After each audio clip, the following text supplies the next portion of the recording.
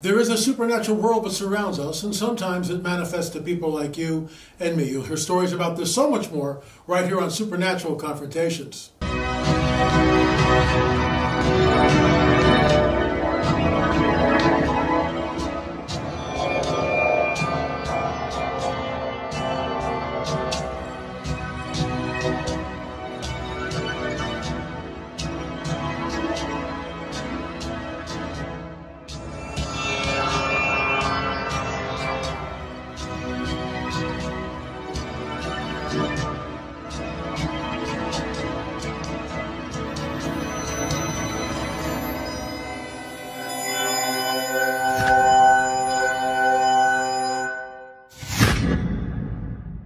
Are you worried about the future of the U.S. economy? With so much uncertainty in the air, it's natural to fret about the security of your retirement savings.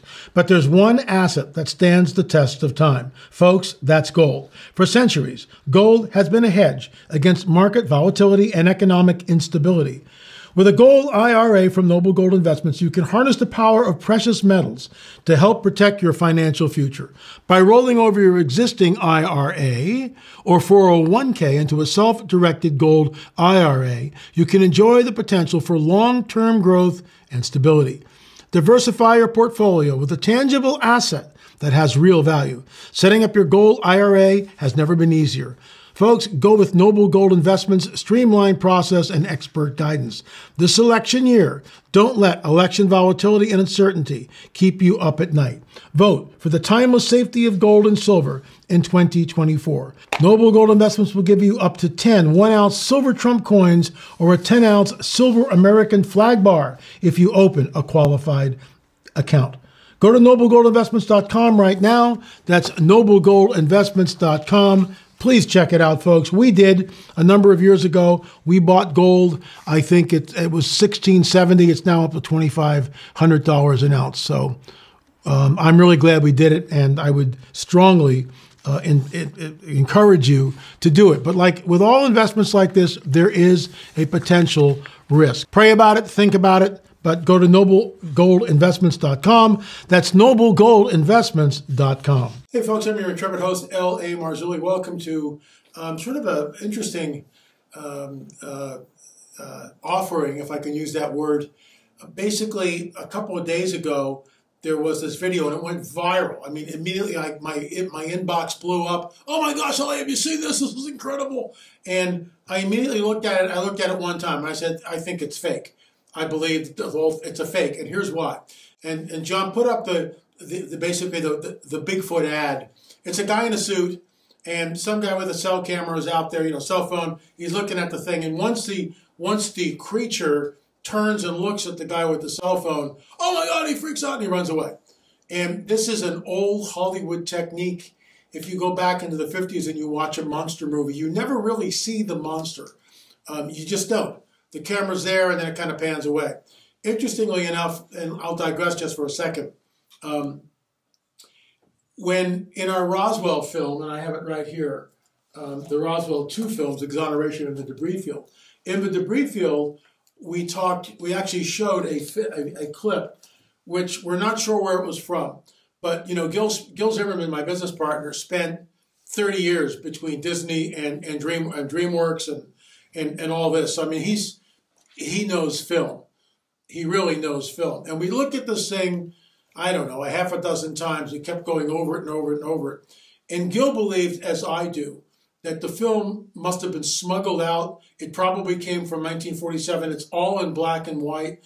The camera's really jerky. The cameraman is trying. Here's the deal, and it's in our film. But these, they're bringing in an alien bodies, which I would point to, that came from Roswell. And the cameraman's focused on it, but all these people are running in front of him. They could give a rip about the cameraman. They want to get as close and see this thing for themselves. So the cameraman is moving the camera, in and out of people. But then he finally finds a place, and we show it in the film, where we kind of slow it down and you see the body of this alien. I mean, of a gray, essentially. I think it's real. So there's a difference between something that's faked and something is real. But here's the deal. This is what I want to talk about. We're at the point where we can't tell anymore. John, the next one, and we've shown this before, shows a guy, long hair, disheveled clothes, bare feet. He's up in the mountain someplace, not a happy camper. And next to him is like a 12-foot Sasquatch. And the Sasquatch, something wrong with the Sasquatch's left leg. And he's leaning on like a crutch type of deal. And these two guys are best buds. This was sent to me over a year ago. And Scott Carpenter was still alive then. And Scott Carpenter is a amazing Bigfoot researcher. And I sent this right over to Scott, and he goes, "Oh, that's AI." And I'm going like, "You've got to be kidding me."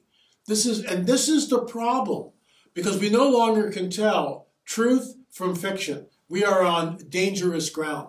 We find ourselves in the land of who knows? Who knows what you're looking at? You can't tell. So going back to the first slide, John, with this ad for Sasquatch and everything else, I looked at it and I leaned towards fake immediately. It just didn't look right to me.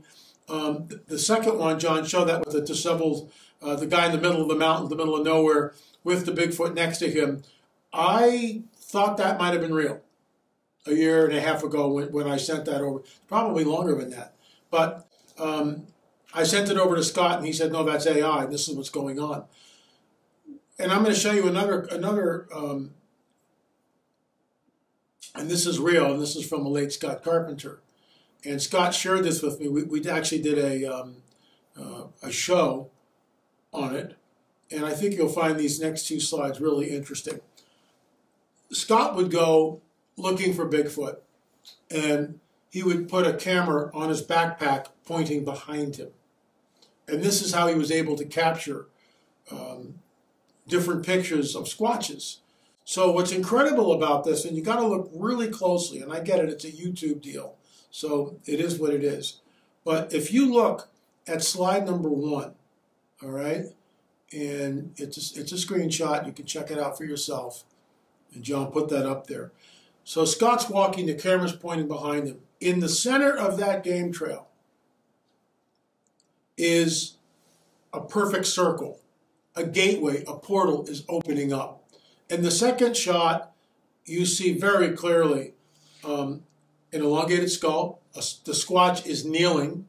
He's in a kneeling position, and maybe one leg up, but he's kneeling down. And very elongated skull, in my opinion. And Scott thought the same thing. Remember, these are copies of what Scott originally had, and we interviewed Scott shortly before he passed away. Very untimely, which is another story. But the bottom line is that's real. There's a gateway, there's a portal opening. I was on with Charisma a couple of days ago, John Matarazzo's show. I don't know whether he's aired it yet or not. But he asked me a question about gateways and portals. Well, we've heard this before, where Squatches can come in, they come out, people see them, then they disappear, the footprints are on the ground, the prints disappear. How many times do we have to hear this? They are, in my opinion, interdimensional entities. And I'm going to circle back to the very first picture. What I find troublesome about this whole thing is simply this. We no longer can ascertain and discern what is truth and what is fiction, what is truth and what is fabricated. And with the advent of AI, it's unbelievable. So going back to the lone mountaineer with the bare feet and the long disheveled hair and the 12-foot Squatch next to him, that fooled me. So now I've learned to become even more discerning, because you don't know what the truth is. We have crossed a threshold, a Rubicon, a line in the sand. And you can't put the toothpaste back in the tube. You just can't. And the pictures I showed you from Scott Carpenter, that's the real deal. The picture with the mountaineer and the large Bigfoot next to him leaning on a homemade crutch, as it were, a self-made crutch, that's all AI. The guy in the suit, which went viral a couple of days ago when it was finally showed, was part of an ad campaign. So we are in a window of time because we can't tell what's real and what's fabricated. Very, very alarming. Truth is thrown to the street. Isaiah, and I'll wrap it up by saying this. Isaiah 59:14 says this: justice is held back. Justice is held back. Let me close this. Justice is held back. Righteousness stands far away. truth is thrown to the street and honesty cannot come in. Folks, this is where we are. This is where we are. And all that to say that because of this, in my opinion, and before you start accusing me of wanting to get out of here, my hand is on the plow and I'm not looking back. But I'm also expectant. I think we're in a time period where he has to come back soon because you can't fix this anymore. There are also AI, in fact, I'll send this over to you, John, too. You can show that. It's from a guy who did an AI film of Jesus based on the Shroud of Turin. We are doing a film on the Shroud of Turin and also the Holy Fire. It'll probably be out sometime in November. But it's so real looking, it's just unbelievable, all based on the Shroud. So because of the advent of AI and because of the internet and the way things just go viral and blow up, I'll circle back again. How can you tell what you're looking at is real or not? That picture from the ad of Sasquatch laying in the woods and then turning to the camera, 100% fabrication. It's a guy in a suit. I get that. But the other ones that Scott Carpenter, the two, where you see that perfect circle and the thing is coming through a gateway, through a portal. How does that work?